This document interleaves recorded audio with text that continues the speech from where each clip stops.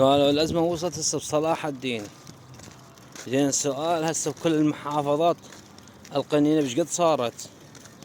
أقل شي يجوز إذا قنينة يجوز تحط لك 30,000 40,000، بربيل ب40 45,000 إذا مو من المختار. زين بدل هاي الدوخة وهاي الهوسة، ابن عمي اشتري لك هيتر، ابن عمي وحط على الجدر واطبخ، يخلص الجدر اجيب هاي الثاني. بدل هاي الدوخة وهاي العرقلة شان هم الغاز.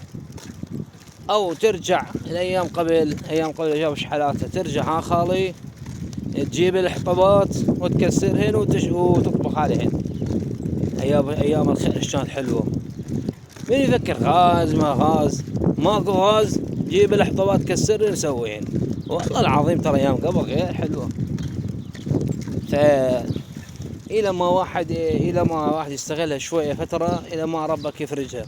ولا انا ما اعرف ليش هاي الازمة صايرة، لا عندنا احنا حصار لا اكو شي، بس نقول الحمد لله العراق والهوى سوا.